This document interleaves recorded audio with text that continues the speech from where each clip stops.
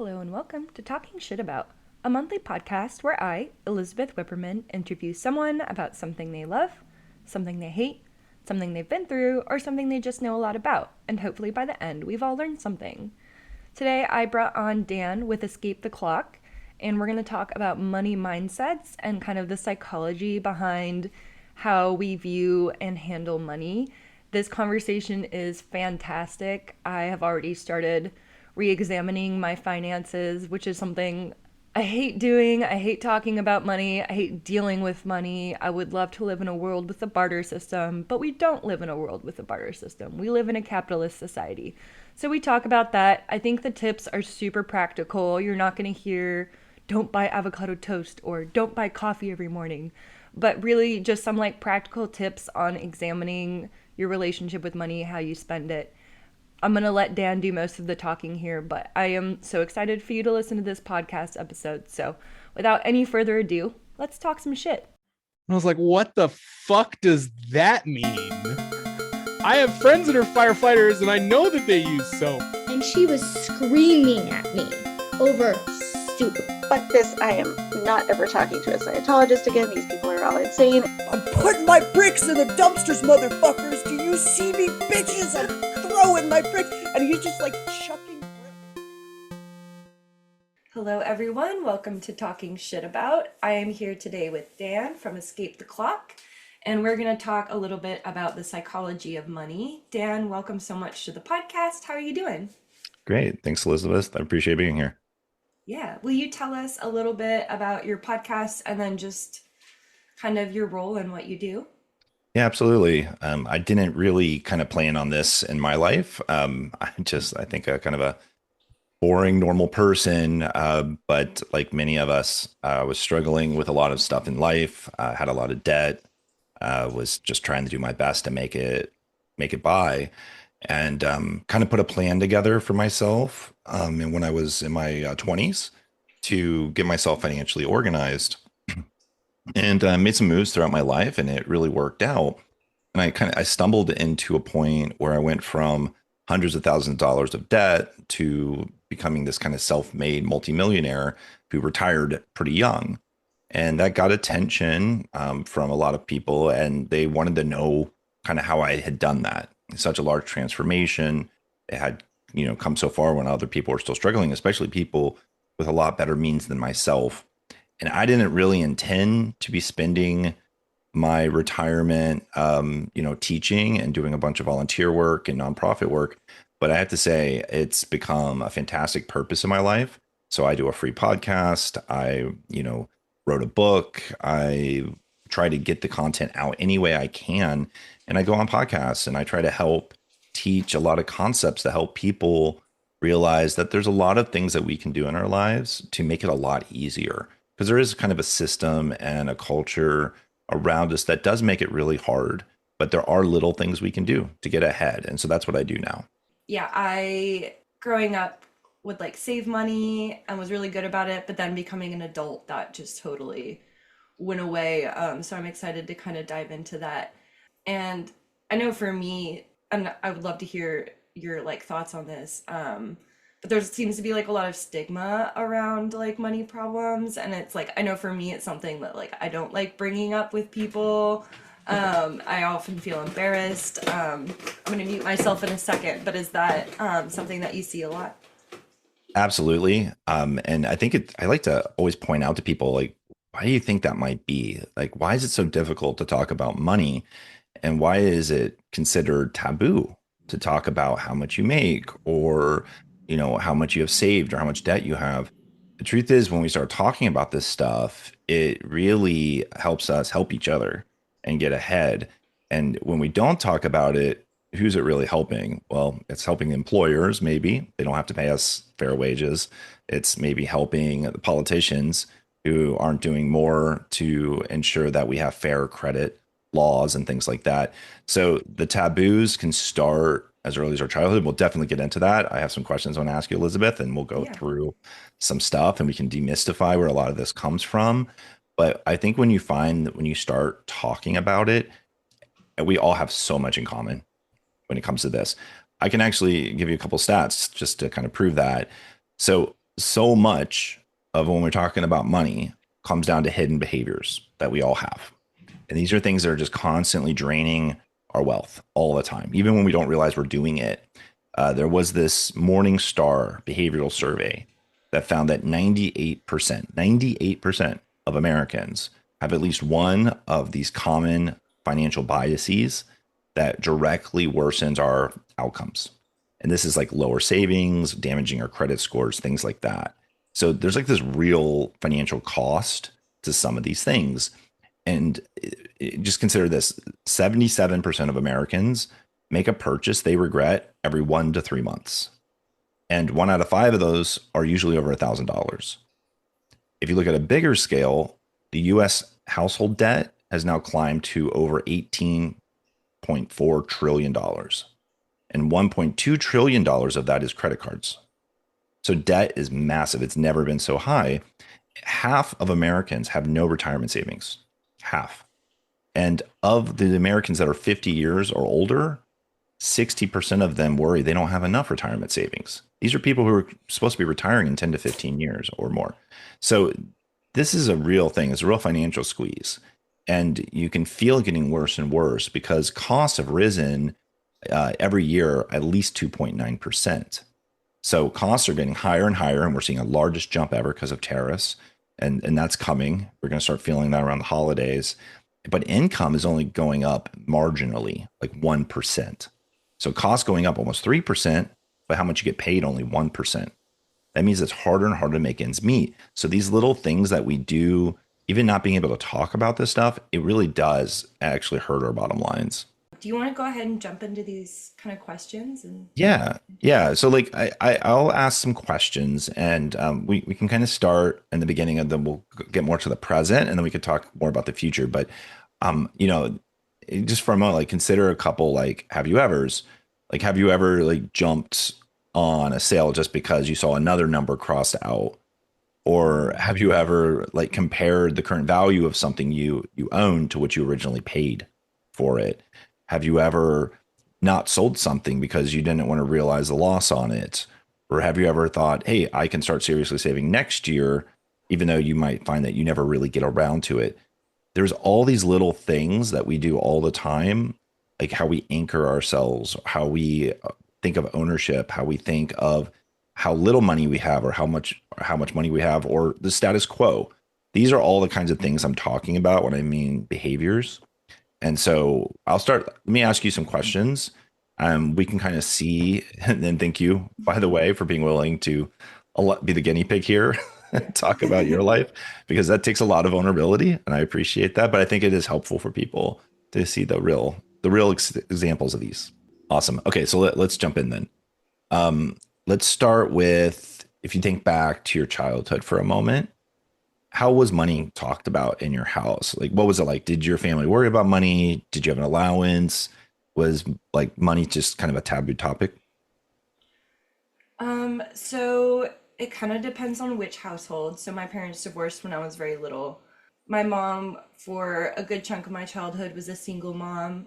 We always had food on the table, always had clothes, always had toys, not necessarily like the newest and best, but like I never felt like there was like a huge want, but we didn't really like talk about money that much. And then with my dad, he married someone from a wealthy family, and so there was always like the newest best things. Like my dad bought a boat, and just like there was always like, you want this, we'll get it for you. And I was given an allowance from my mom, and then anytime I got like birthday money or anything like that, I would put it in my little safe and not really touch it. And so like there was one point as like a 6-year-old, I had like a few $100s, which got stolen somehow. But yeah, we didn't really like talk about money that much, but I heard save, like save your money in case you want something. And so that's what I did younger. And between your mom and your dad, since you had these two experiences to compare from, do you think you took different lessons from it? Or was it weird kind of seeing how your mom was like trying to help you with an allowance, but your dad was more like, okay, whatever you want, you can have it. How did you reconcile that? It's hard to say. And I guess with my dad, it wasn't like right away it was like, it wasn't like a, I want this stuffed animal, I'm gonna get it right now kind of thing. It was more of like, I want this, I'll definitely be getting it for Christmas more so. But yeah, just seeing my dad kind of, he like saw something and he got what he wanted, and just like enjoying things. Like I've always loved things. If we share the video, I've got like little knickknacks and Legos and stuff behind me, so I've always liked my little decorative objects. If I were a cave woman, I'd probably collect rocks and sticks. But that's like kind of the stuff I would spend my money on. But yeah, in terms of your question though, yeah, it's hard to say. Because around, also then my mom got remarried to someone who had a little bit more money because they were in the military. And then I started, like, we got Game Boys for Christmas, and that was huge. And so, yeah, any sort of feeling of want sort of went away. So I felt like I was pretty lucky in that. Let I me don't ask know you if that this. really answers your question, but Yeah, I mean, there's a lot there. I'm sure we could spend a lot of time unpacking kind of like how things were changing between each of these phases, right? Because, you know, in a way, you had many different environments that probably affected what you were able to, what you would get, what you expected, I guess, and your own financial situation. But it sounds like no matter what was happening, there wasn't really a lot of talking about money in the house. yeah, Is that fair? yeah. Okay, let me and this isn't a trick question, but let me just ask you, like, if you were to like fill in the blank here, if I were to ask you, people with money are blank, what word would you use to complete that? Literally the first word that came to my brain was rich. People who have money are rich. I would say people who have money are stable. That's the word that, the more nuanced word that comes to my mind. Got you. So if we were to inverse that a little bit, so maybe the lack of money then is instability Yeah. or struggle. Mm-hmm. Okay. So what I'm getting at a little bit here, without going even deeper through some of this, is this idea of money scripts. And the reason I'm starting here is because psychologists talk about this idea that our subconscious values and the habits that we have as adults, we pick up in our childhood. And we're carrying this stuff forward without even knowing it. It's kind of like the software that we're building into our brains when we're young, because we have some hardwiring in there, but then we're developing the software for how we process things. And some of it's great, but some of it kind of can get outdated, and some of it can just run on autopilot without us realizing it. So for instance, if I were to say money is bad, this is a money script. And this means this comes down to a money avoidance behavior, where, you know, it could lead to things like avoiding even wanting to look at finances, or under saving, or maybe even overspending because you don't want to be honest about your money situation. Or if you were to have this script, more money will solve all my problems, which could be a very common one for a lot of people. Can lead to money worship, which is this idea that we'll overwork ourselves. We won't set limits in our job. We're chronically dissatisfied with how much money we make, or my self-worth is equal to my net worth. I think I started to feel that one for a while. Like, oh, I achieved this large number, but it's not enough. I need this larger number. And that can often lead us to feeling that we're not enough, and that we have to inflate our lifestyles. And that can create overspending and oversaving. Or there's a money vigilance, which is like you have to always save. You always have to be frugal, which can lead to extreme discipline, but also extreme levels of guilt. So these are just kind of these scripts that form. And this came from two brothers, psychologists, Dr. Brad Klontz and Dr. Ted Klontz. They wrote this book called Money Scripts. And I actually find this really useful, because when we start to ask each other about these things and think about our childhood, it can help us understand our values, because a lot of what we're doing and behaving today comes back to how we saw our parents or caretakers act, and things like that. So your scripts are yours, mine are mine. There's no right or wrong here. This is all about awareness. It's a reflection exercise, because, again, once we understand this stuff, when we get into the next set of questions, more about like where we are today, it can actually help to understand where this stuff was formed, especially if you come from a level of scarcity, kind of like, I'll just share from mine for just a moment. so people have more examples here. When I was growing up, we were very poor. So bad that we actually would not ever use the AC no matter how hot it was. We had a house in Ohio that had air conditioning, but like my dad refused to turn it on. It didn't matter if it was high 90s, anything. He's like, no, I don't want to pay the money for it. I would never I would have shoes that I would like tape the soles onto because they would fall apart because like my dad would refuse to pay for new pairs of shoes, things like that. So we really always felt extremely poor all the time. And it wasn't until I was much older that I realized we weren't actually poor. My father always felt scared of losing the money that he had because he had gone through a bankruptcy. And he was trying to protect us from that, but he was really terrified of not being able to provide for us at all. So he really, really controlled the money to a degree where it did become unhealthy. But that planted a scarcity mindset into myself where I would worry about not having enough money as well. And that became one of my money scripts that I carried forward into my life, where I got to a point where I was completely fine, but I still could not spend any money on myself ever. On anything. I couldn't allow myself to reward myself with anything. So some people will have these mindsets, right? Scarcity or abundance mindset, delayed gratification, impulsivity, risk aversion, or maybe even risk seeking. These are all different types of things we develop early on. So let me stop for a second. I just gave a lot of information, but like, do you think there's anything like between your experience with your mom or your dad, or even with the remarriages, that you think might have become scripts in your life? Definitely from my mom, just the knowing that I should stay save, whether or not I actually do it is another thing, but the feeling of I should save, as well as from her dad, he was like a chronic tinkerer, like he loved things and he would like hold on to things because what if I can fix this thing? And I think that was a remnant of like the Great Depression, but I definitely have that. Like I have lots of like little drawers full of things and I'm like, I could make this into something, or just because it feels like a waste to throw it away, even though it's probably just trash. And then as we were talking, so I mentioned this, I think on our high school episode, but I've always been very much like in survival mode of like, gotta get through high school, gotta get through college, gotta get through the pandemic. And so I never really had like a long-term goal in any way. And so for me, I think as we were talking, this just kind of like came to my mind of like, I never thought I would live long enough to need to save my money, I guess. And now that I'm like in my 30s and married, I'm like, okay, this is actually like probably time to start thinking about this stuff. So that's what came to mind as you were talking. Yeah, that's really powerful. And I'm not a psychologist, so I'm not diagnosing anything here, by the way. So did you share? Completely appreciate you sharing it.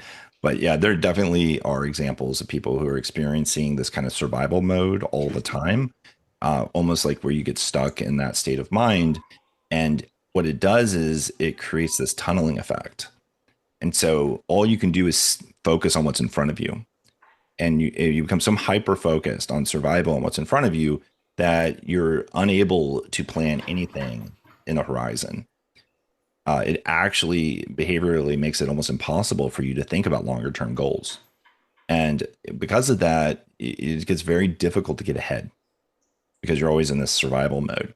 And so I'm just saying that could be something there, but let's go past like early childhood for a moment, because I think as we talk about some of these other questions, maybe it'll shine a better light on there for you. So just think about, since your childhood till now, were there any big defining moments when it came to money in your life? And you mentioned the pandemic. I know that was a lot of struggle for a lot of people, but like, were there big wins or big mistakes or money experiences that were like a wake up call or things you're really proud of? Anything like that between your childhood and now? Definitely feel extremely lucky that I've never had to like go out and buy my own car. Like I've always just had hand-me-downs from my mom, usually Hyundais or Toyotas. I did buy a Jeep for my grandpa for $200 that would just randomly shut down while you were driving. So that was definitely not one of my big money moments. Yeah, when I graduated high school and moved to Montana, I had this job at a grocery store and it paid like pretty well, so I was able to like save money, and I felt like I could buy like the food I wanted, the things I wanted. And so that was nice. Like, I've never been somebody that's like, I want a bunch of money. I was like, I would like to live in a house someday. That would be nice. But for like employment, it's always been more of like the actual work itself, less about the income. But yeah, don't usually buy, or at least I didn't usually buy like big money items. Like, for when I was in college, I think the most expensive thing I got was did you see the movie Drive with Ryan Gosling? I did. Yeah. I bought the jacket. I bought a replica jacket. Nice. That's actually really cool. Yeah, and it was like $200, and I never wear it because it's like super nice, but it was like I'm obsessed with that movie, so it was just like this huge deal. But then kind of the other big thing that comes to mind is the pandemic. So I was in my senior year of college when the pandemic happened, and my employment, I was working at the college radio station, and because it's tied to schooling, once the semester ended, I was no longer employed, but didn't qualify for unemployment because of it. So all of my graduation money that I got went to rent, DoorDash, and I think weed. And that was, so all of that like money that I first got, that I was like, oh my gosh, I can do all of these things, like, I have this money to prep me for life. It actually just went to, well, what survival looked like at that time. So that's the big thing that comes to mind, which I'm sure a lot of people were in similar boats. Yeah, thanks for sharing that. So psychologists call these things are defining money moments, and I'm sure that one will stick with you your whole life, right? Because you went into this kind of sense of maybe feeling okay to, oh no, I have to redirect my resources, and it's like that stability thing, and that probably circles back to how you were talking about money being, having money being rich or stable, right? Not having to worry about things like this, because these single experiences, they can be big wins or big mistakes or turning points, whatever they are, they become emotionally charged. And so there were psychologists that looked at this, Dan Ariely and Michael Kitces, and they show that these defining moments, these are things that actually reinforce certain values that we have. But they can also create these blockers in us. I'll give you an example. So I'll share one from my own life for a moment. So for me, I really wanted to own a home. And so I rushed into buying my first house. Now, housing is so unaffordable now, but when I was doing it, it was still somewhat affordable. But we bought something out of our budget because my spouse and I, we saw something we really liked, and we really could see this like future there, and we got really excited about it. And so we went into that, but it was a financial nightmare. This house was built in like 1935. We ended up finding bats in the chimney. Like had old copper plumbing that was breaking down. The roof was close to needing replacement. Ultimately, we ended up with like 2 mortgages on this house, just trying to keep it together. And then by the time we needed to sell, the housing market had fully crashed. This was at around 2008, 2009.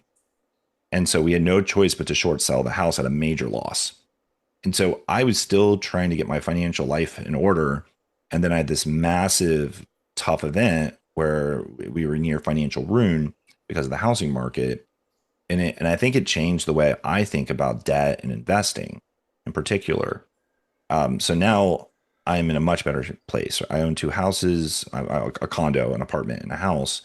And so I've done what much better for myself. But even though one of those has like doubled in value, I still feel very nervous about the housing market. I don't feel any pride in any of those accomplishments. All I still feel is the shame and negativity of that initial mistake. And this comes down to psychological behaviors. We actually feel these losses or mistakes twice as much as we feel any type of gain or win. And so it's almost like we naturally kind of focus on the negatives, and especially when it comes to money things in our lives. So it can be these blockers to prevent us from trying to do this thing again in the future or wanting to take any level of risk.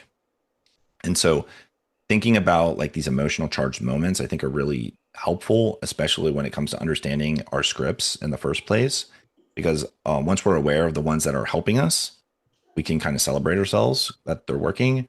And when we know the ones that are hurting us, we can start to be aware that we're doing them and start to work around them. So I guess let me go back to kind of what you were saying though. When it came to like your kind of survival mode there, like is that something that you feel has affected any decisions you've made since then, or that was just something you got past and it's all good? There was definitely some guilt there for a while of like, why didn't I do this or why didn't I save? But then I just think back, it was like, hey, so I have bipolar 1, so it's also manic in that time. So the fact that I just survived in general is like a win, I think. But there were no jobs to be had. Everybody got laid off of their jobs. Nobody was open.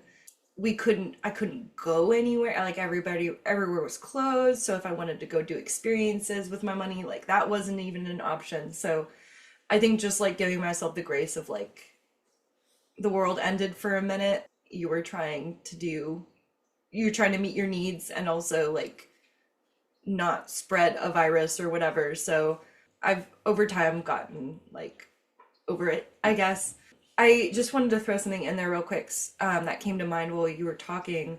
A few years ago, I was at like a family reunion and I was talking to a relative and I was like, congrats on all your success. Like, I'm so proud of you. And she went, yeah, I guess. And I was like so shocked because she had this like beautiful baby that she wanted. She had a home that she owned. She had a lake home that she owned. And then she owned 2 businesses. And so like, for years, I've just been like ruminating on that. I'm like, if that's not your definition of success, what is? But after hearing you talk about, you know, how our failures and stuff can create these biases, I'm a little bit more like, kind of some light bulbs started to go off there of there's obviously stuff that I don't know that's going on. So Yeah, maybe. There's also this thing called reference points where we all pick some arbitrary point to set as like as our status quo. And so like maybe to you $1,000 might feel like a really big gain, but maybe to me that doesn't actually feel like much, right? And it depends on our situation where we are in life. So maybe she was surrounded, maybe has comparables all around her where she thought she wasn't doing as well as those others. And so we always pick these arbitrary points and they're kind of unhealthy. You know, instead of like being able to celebrate ourselves, if like picking comparables to things that make us feel good about our fortune, we might look around and go, well, my neighbor has a nicer car, or that person has $7 million or something like crazy, right? Like some astronomical thing. Like we almost do this. It's almost like a self-deflating thing. And there's lots of reasons that we do these things. But I think if it's something that can help you springboard and motivate you to go and say, okay, well, I'm going to push myself. It's not an unhealthy thing. It's something that's motivating me. I think that's fine. But if it's becoming a self-defeating thing where you're just beating yourself up because you're always looking for reasons that someone's better off, that's why we're doing this. Like these are the kinds of things that we get in our own way on. And if we can be aware that we're doing it, then we can start to change it.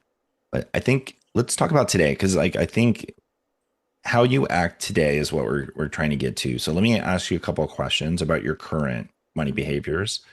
Yeah, this is what we were building up to. So, and it's completely fine. You know, just be honest. There's honestly no judgment here at all. Honestly. So, how often do you find yourself spending impulsively on things? Do you ever find that you spending on something instead of saving the money when you might want to save it? Pretty frequently. Yeah. Okay. All right. And I'll talk a little bit about some of the psychology behind these just really fast. If you want to go deeper, happy to. But in this case, whenever you find that you're having impulsive behaviors, there's a lot of things that usually drive this. One, there's a system built around it. The way marketing works, social marketing in particular, it's all about understanding that we're wired to spend impulsively, even though we know rationally we're supposed to be saving. It comes down to something they call the dual process theory. Daniel Kahneman wrote about this in his book, Thinking Fast and Slow. I'm happy to provide all the references if anyone's interested. But basically, we have 2 brains in all of us. We have an emotional brain and then we have a rational brain, and they're almost always in conflict with each other. If I were to say something in the moment, your emotional brain might, basically kick in if it triggers something on that side. If not, you might notice a slower processing time, and your rational brain is the one that's kicking in. So we never know which one's kicking in at any given time. It completely depends on the stimuli that we're going through. But they call this system 1 and system 2. And what's important here is that system 1, the emotional side, is always seeking immediate reward. And so marketers, they understand that we are walking around all the time. We're triggered by stimuli. We're looking for a reward. And if there's some really interesting graphic or ad or anchored number or something like, oh, this thing's on sale. Wow, that looks like that's a really good sale. I don't actually know. There was one bigger number and it's now offering me a smaller number. Emotionally, this feels good. I see other people running over and buying it. There's a status quo that maybe I'm missing out. Those kinds of things actually feed into our impulses. But if we don't react immediately to it, such as let's say we have a rule where we don't buy anything in the moment, we have to walk away and come back or something. What we're doing is we're allowing that system 2 to kick in, that the slower, more deliberate, rational system that's good at planning. And that brain is great because it can actually go, okay, let me logically figure out, is this actually something you get past all the smoke and mirrors. You can get down to the real of it. The cool thing is, I'll talk about later, is that we can use these things deliberately. We can use our emotional brain to motivate ourselves, to build drive, intrinsic drive in what we're trying to accomplish. And then we can use the rational side to put structure, plans, and little triggers in our lives to keep us moving. So that's the first one. That's called dual process theory. So every time you're spending impulsively, I don't know if you do this online, if you do this in person, you do this with friends, but there might be these little things around you causing you to do it. One thing I've been trying to do is, so I live in a really rural area. Like the biggest store we have is Fred Meyer. So I don't do a lot of shopping in person unless it's like Goodwill. But when it comes to online shopping, what I've been trying to do is when I'm in like want to buy stuff mode but don't have the money, like creating wish lists. And so that way when I do have money to spend, like going back and then I have like stuff. So it's not necessarily as impulsive, but it doesn't always work. That's good. Little things like that actually do add up. And so, having a budget's really good. But if you want to think of your wish list as like a type of a budget, like, okay, well, I'm not spending any money on the spot. I'm going to allow myself the time to think about it. The wish list is kind of my list of to-dos, my things I'm going to buy. And I'll give myself time to rationalize if I can afford it or not. And not as good as actually budgeting and looking, hey, this is how much money I have and this is how much I can afford to spend. But it's better than nothing. And doing little things like that, those do add up a lot. Let me ask you this question. Have you ever invested before? Closest thing is at jobs like the 401k. But don't ask me how they work. I don't know. No worries. Okay, so maybe instead of investing, I can ask you about something you've bought then. Have you ever bought something and didn't really get much out of it, but kept it anyways instead of selling it or donating it? Probably. Okay. Yeah. This is more common with investing. People will put their money into maybe a stock market or real estate or a commodity like gold or silver or something like that, and it'll underperform. And instead of selling it, you'll hold on to it. And that's called loss aversion. This idea comes from this thing called prospect theory, which is, again, it's more pleasant to have gains than losses, but losses are twice as painful as a gain. So people typically hold on to something rather than get rid of it. There's also this idea called endowment effect, which is this idea of ownership. So in your case, do you find that you end up collecting lots of stuff? Like it could be anything from clothes to some people it's cars, some people it could be figures, guitars, doesn't matter, things like that. Yeah, I've got a pretty intense, well, my husband and I have a pretty intense VHS tape collection. That's a good one. Yeah, I like that one. Legos, books. I have to cull my books every once in a while because I just like, that's an interesting book. I like that title. I like that cover. Like, we'll just collect them. So yeah, absolutely. Nice, nice. Yeah. So that's usually called the endowment effect. This we overvalue things that we personally own. And so those VHS tapes, those might not be very valuable to many other people. They might not even be able to play those tapes. But to you, they probably have a lot of value because you own them, endowed to yourself. So it'd probably be much harder for you to sell or trade those items. Or like if you had to declutter and you had to basically donate stuff, do you think it would be difficult to let those go, or do you think you would be able to do it? Depends on the specific items. Like when I moved here from Montana, I had like our space is very small, so I had to go through a lot of stuff. And there's definitely like attachment to a lot of objects. And there's some that like I'm sure I just wouldn't get rid of. But in general, like, well, yeah, when the pandemic started, one thing I did is I started selling stuff online, and I actually sold a bunch of things that I wish I hadn't sold, like now in hindsight. But at the end of the day, they're all like replaceable objects. But yeah. Yeah, this one we apply this thing called utility to everything in our lives. So if utility is like a generic unit of measure. So if you were to get something, if it provides any happiness to you whatsoever, then it has utility. And utility changes throughout our lives. When we're younger and we have less means, like when you were getting that allowance, that probably had a lot of utility to you, even though the number today is probably not sufficient to how much you would want, right? Or need. That amount of money now has less utility to you than it did when you were younger. And the amount of money you have now will have less utility to you when you're much older. And so we do the same thing with items in our lives as well. We will apply a certain amount of utility to them. And so generally a good thing to ask yourself is like, would I buy this thing again at today's market value? So like, if you were to have to buy those VHS tapes again at whatever they cost today, would you still do that if you didn't own them? Or those things you sold, if you had to buy them back, would you still buy them back even if the price was higher than maybe what you sold them at? You don't have to do that, but it's just telling you how you felt about those items and what utility they brought to you. And when you do that, it can help make you a better shopper in the future. Because when you start to understand what truly brings you happiness, you can focus on making smarter purchases in the future, higher utility purchases. And now you'll have less regret in what you're spending. And you can make sure the cash you have, because we only make so much money in our lives. It's a finite number. And how we use that will determine how well we do. If we're always spending money on things that make us happy, truly happy, and we're able to let things go when that utility diminishes, well, now all of a sudden we have less clutter. We're getting more happiness out of the things around us. And overall, we have more cash flow to put the places we need to, like in a retirement account or savings account. So that's another one. Let me ask you another question then. How about subscriptions? Do you find like you end up sitting on subscription services? Do you have more than you need? I have a few, not that many. Because right now I'm working like on calls, so my income is really limited. So I've got like the ones for the podcast basically, and then like one for dog food or something.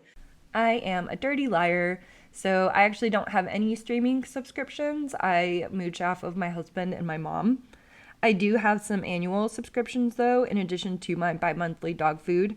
Before I left my last job, subscribed to Neopets Premium for a year, so I'm locked in until next spring. For the podcast, I have Canva and Zoom. I also have a Nintendo subscription, so that way I can play Switch games online with my friends and all that jazz. And I have the family ones, that way my husband can use it and some other friends. And then I also have a subscription that I think I'm going to cancel after this interview. It's for a fancy calendar my husband got me. I bought the annual premium subscription because then you can use your calendar as like a photo album and all these extra things. But honestly, if I just get around to setting up my wedding album that I bought all of the things for, but just need to print the pictures, I can have that instead. And it won't rely on power. So if the power goes out, I can still look at my wedding album.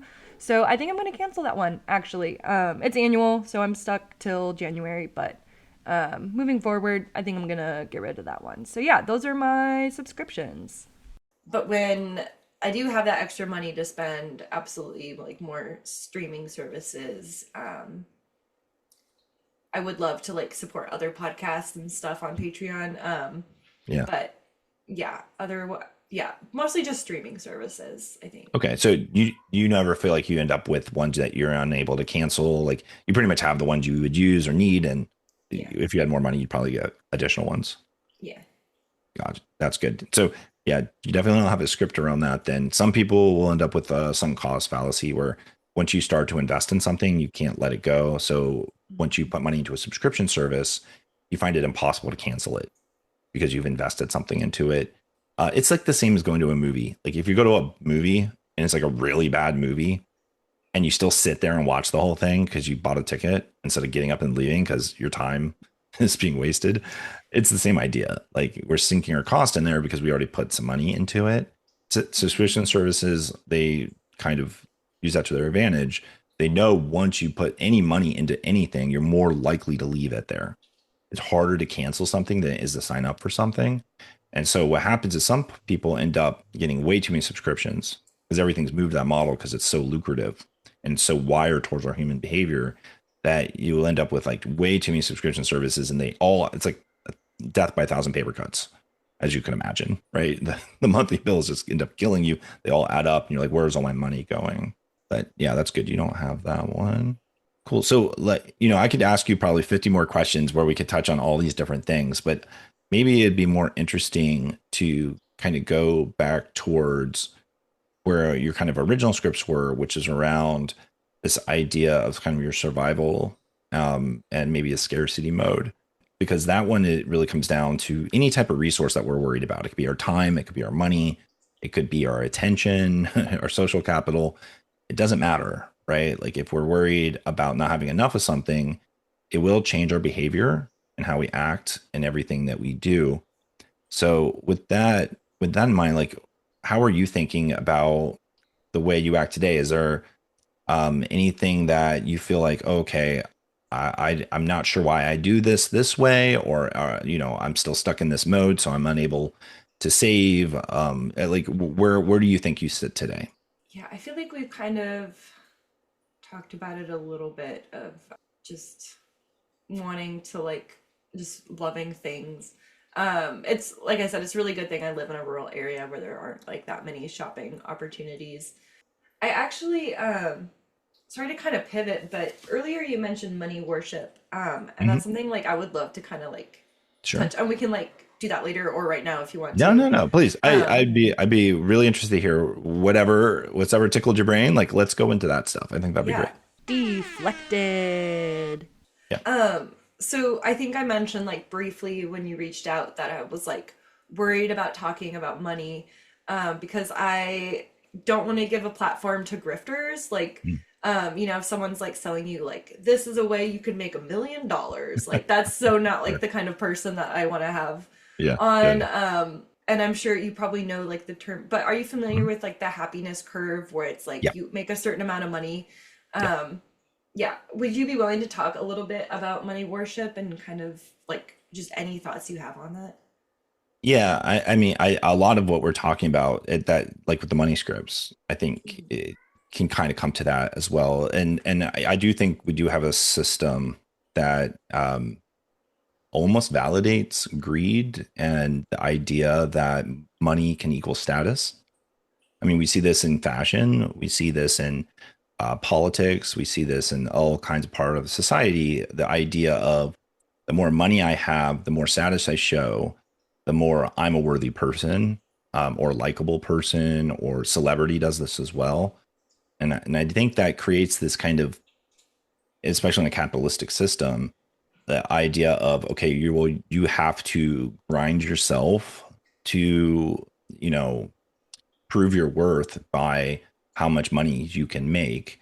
And that creates almost this impossible situation where we compare ourselves to each other, and we're always looking for, again, anchors or reference points of how others are doing. And there always will be someone doing better than you in everything. It's just the way it is always going to be. If you look, you will find someone doing better at you, whatever talent it is or whatever. So it can be a very self-deflating activity. And when it comes to money, if we're always looking for someone to worship or someone that's doing better, we will always find it.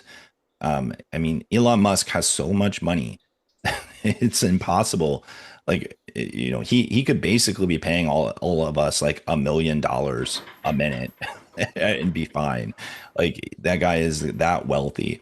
So does that make him a worthy person? Does that make him a good person? I don't think so. I think his actions say that. So you look at someone like Warren Buffett for a moment. Are you familiar with like Warren Buffett and Elon Musk, like as individuals? Elon Musk, yeah, for sure. Okay, yeah. Warren Buffett was the richest man in the world, and now I think Elon Musk is. Warren Buffett and Elon Musk they have some minor similarities, but they have a lot of differences. So Warren Buffett is much older. He grew up extremely poor, but he held on to those money scripts, those values he had throughout his entire life. He made all of his money in investing. So he's like the big stock market guru guy. And he made so much money doing that people will pay money to come and see him talk every year at his company meeting to learn from him. He's so good at it. But anyways, he finally retired. And, you know, he's this person who was still, even in his 80s, was driving himself to work instead of having a chauffeur. He still lived in the same house he had grown up in. Like, he just held on to these values really, really, really hard. And you can kind of see it in how he acted when he became this extremely wealthy person. He was really into like giving his money away. And he was very much like basically trying to go to other rich people and say, you really need to be giving more of your money away. You need to be, you know, showing your values. But then you look at someone like Elon Musk, and he's not really doing that. He's actually more likely to go give his money to push his political agenda, or to use his money to stifle competition, buy out a company, things like that.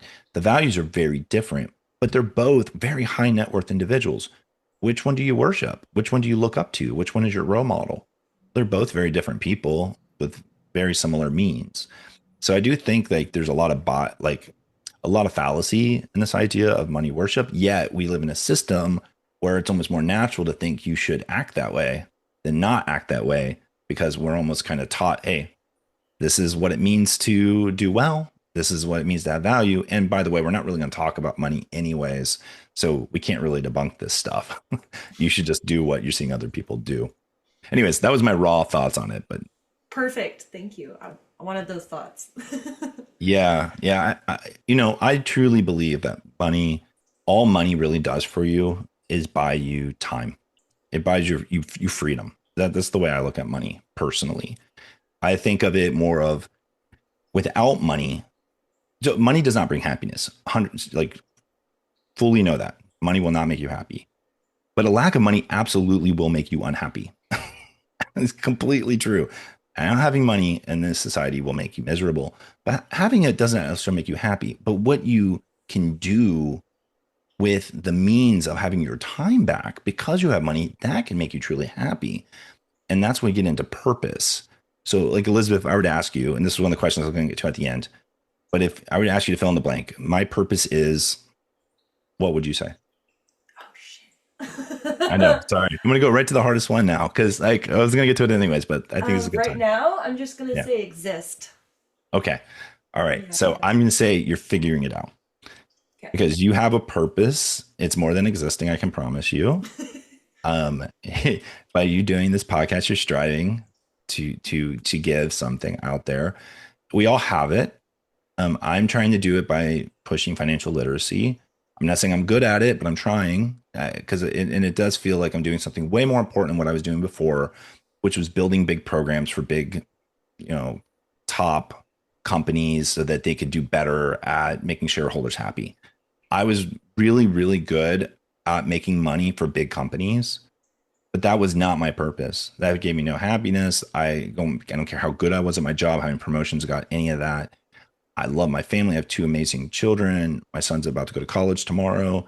It's like that was real purpose, like being able to raise 2 amazing kids and be married for the last 25 years. That's purpose. But helping people do better with like their financial outcomes when the whole system is put against them, that feels really good. That's not for everybody, but everyone does have something. And I promise you, if like you didn't have to worry about money tomorrow and you had like all the time in the world, I imagine the first thing you do is probably sleep in. You'd probably go and relax. You'd probably catch up on some books or some shows or something. But eventually, with that time, your mind would start running like, what should I be doing? And an early retirement's amazing because that's what it does to you. It gives you that time back to make you go, what should I be doing right now? What could I do? What do I want to do? And then when you don't have a paycheck in your way and you start trying to do it, you have that intrinsic drive can spark. I think I was talking about earlier. And then you feel this grit fire, and then you can really dig into it. So I would never have done podcasting ever in my life while I was working. Like I'm a very introverted person. I don't really love the idea of putting myself out there, but because I have something to say, it's actually very easy for me. And I've actually really grown to enjoy doing it. And so you can find your purpose. It can take time, but I promise you, like when you can get your financial stuff in order and you make that not an issue anymore, now what you do is you have more time to go figure those things out. Yeah, so I was thinking if you have any sort of like basic first steps for people who want to start thinking about money and like start planning for the future and stuff, if you have some just general tips for people. Oh yeah, my first general tip is always just know where your money's going. It's always because like I mentioned all these biases before and all these behaviors. Everyone's like trying to get your money all the time.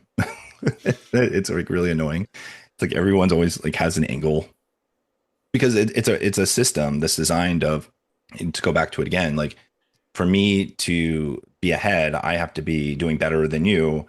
Therefore, if I can get your money, I'm ahead of you and now you're behind me. Like, so there's a bit of that. And maybe that's what you meant by grifter type system or something before. Sorry, I'm not trying to put words in your mouth, but trying, I think there is a bit of you have to be aware everything is trying to take your cash flow. And that once you understand there's so much money you're going to make in your life, your idea is to smooth out your money because you're going to have a peak amount of income you're going to earn at usually around the midpoint of your life.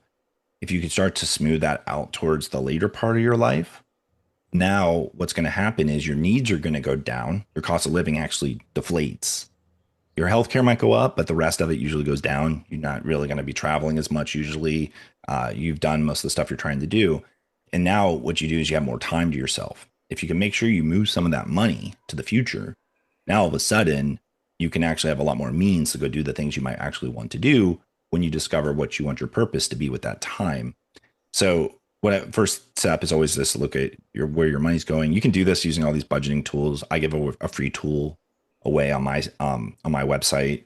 But basically it's just looking at your expenses, and you can do this by just looking at your own credit card and bank statements too. Just start to look and go, okay, well, that's where my spending is going. And if you only do it once a year, that's probably good enough, because what you want to do is at least get a little bit of a hygiene there. Because once you say, okay, I'm starting to get a good idea, I'm putting money into these things and I'm getting some utility out of them, but these other things, it's just draining my money. Well, those are your non-essentials, and you can start to cut those out, budget away from those. Now what you're going to find is you have a lot more money now than you had before. It's a cash flow game, especially if you can start to build extra income sources. But whatever, I can get into that as well. But once you start to increase your cash flow, now you have more opportunity. The problem is our human minds are more likely to spend what we have in front of us. So if I gave you $100, I'm sure you could spend it. If I gave you $1,000, I'm sure you could spend it. If I gave you $100,000 and I said, spend it or lose it, I'm sure you could spend it. Everyone is capable to spend everything they're given. The problem is whatever is left in your paycheck at the end of the day, you are very likely to spend, because the system is all, everyone's trying to get it. But if you were to automate portions of that away so that what's left is what you're going to spend, now all of a sudden you've helped yourself in a massive way. What I mean by that is, what if you automatically have 10% of your paycheck put into your savings account until you get to your savings goal? Now you're already going to spend whatever's left. You've already made sure you have enough money because you already looked at your expenses. Now you're truly making progress, and you might have an emergency savings because you have money in your savings account, especially if it's a high yield savings account with a good interest rate. Now it's growing, compound growth. You actually might see it growing by hundreds of dollars a month. Well, now as that keeps snowballing up, if you have a big medical bill or a big problem happen, you're very less likely to put that on your credit card. You'll use your savings. It'll absorb it. And now you're not getting behind. You're still getting ahead. And so what you find is like these little actions add up, and you're moving that money from your present to your future. Because one thing maybe folks haven't thought about before is like, what is borrowing? And maybe I should ask you, Elizabeth, what is borrowing? What do you think it is? Are you talking like in general or like Yeah, like from... if you were to explain to a child what a credit card does, how would you explain it to them? It's money that you can use, but you have to pay it back, and you usually have to pay more than what you spent. Yeah, and who's it coming from? It's actually coming from yourself. Oh. When you use a credit card, you're taking money from your future self. You're pulling money from your future into your present, and you're paying a premium to do that. So the bank is collecting the premium to take that money from yourself because you have to pay 100% of it back. That's why borrowing is taking from yourself. It's how we move money from our future to our present.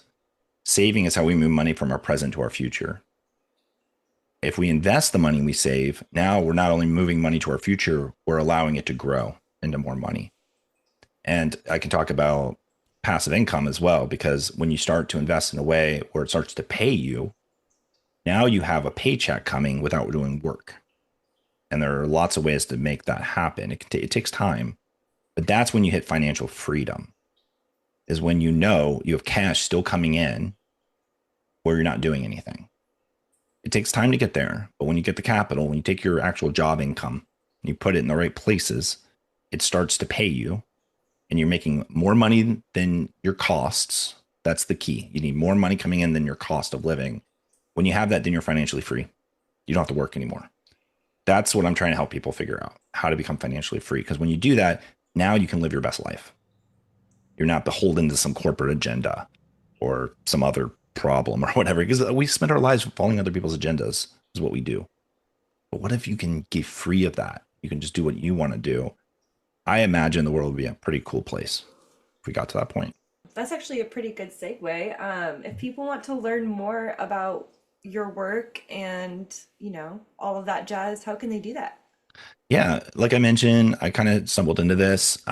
So I wrote a book because people asked me, how did you do what you did? And so I was a program manager. My job was to take complex goals and make them easy for companies, hundreds of people, to go figure out how to run these big complex programs. And I did that same thing for my own financial freedom. I built my own program and I ran it. And so I realized I had all the tools and I could teach anyone to do that. So I wrote that into a book called Escape the Clock. And it's all on escapetheclock.com. But again, I'm trying to volunteer my time to help people. So I do free one-on-one financial consultation. You can sign up at the website. It's 100% free. I promise you, I'm not selling you anything. I am in school. I'm close to getting a wealth management degree, but I'm not yet a certified financial advisor, even though I'll probably be there soonish. But I am a fully certified program manager. So I'm really good at building and helping people with programs. So if anyone needs any help, please go sign up for a slot at the site. And the book is the comprehensive way to go and figure it all out.